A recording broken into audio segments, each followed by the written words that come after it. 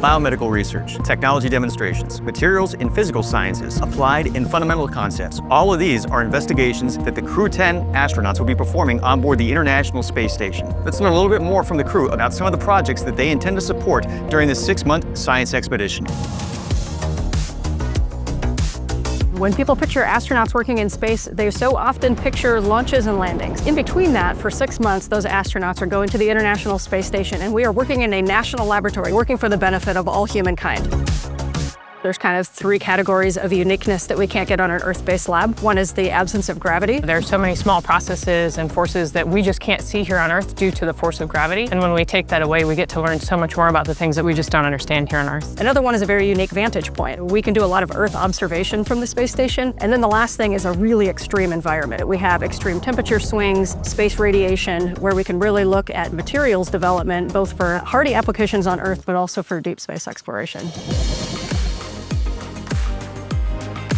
One of my favorite experiments was protein crystal growth. So we were able to grow these crystals on orbit. Fast forward 6 years, the pharmaceutical in-space laboratory, the pillbox, that has now expanded this crystal growth into a lot of other different areas. We also have the biofabrication facility, so we're now 3D printing human tissues in space. One of the experiments that I'm participating in is the Canadian Space Agency's Space Health experiment. Now, this headband is actually connected to sensors throughout my body, and they are collecting real-time data on my heart rate, oxygen saturation, and my respiratory rate. Imagine the day where you go see your doctor because you're concerned about your heart health, and they give you these sensors to wear, and they get this massive, comprehensive look at your cardiovascular health over multiple days doing multiple activities.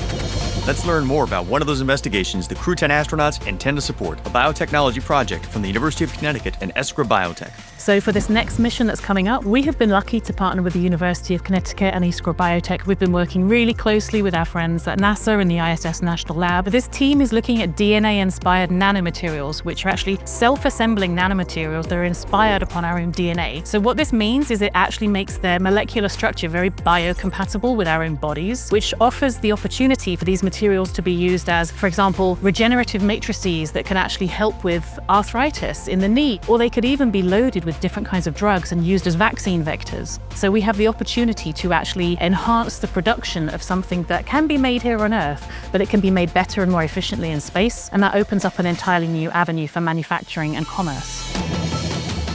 ISS is a national laboratory. All have access to be able to answer their questions on space. We get to remove gravity, and that feels pretty much like science fiction, right? I think that we're limited by the creativity of the humans. Human curiosity is what makes movies, and it's what builds space stations. One of my favorite things when I look out the window is to see our amazing Earth. Right in the same view, you see the International Space Station. And seeing those two things together, it gives me all the hope in the world for what humans can accomplish. To learn more about some of the ISS National Lab sponsored R&D the Crew-10 astronauts will support during this mission, please visit our website at issnationallab.org.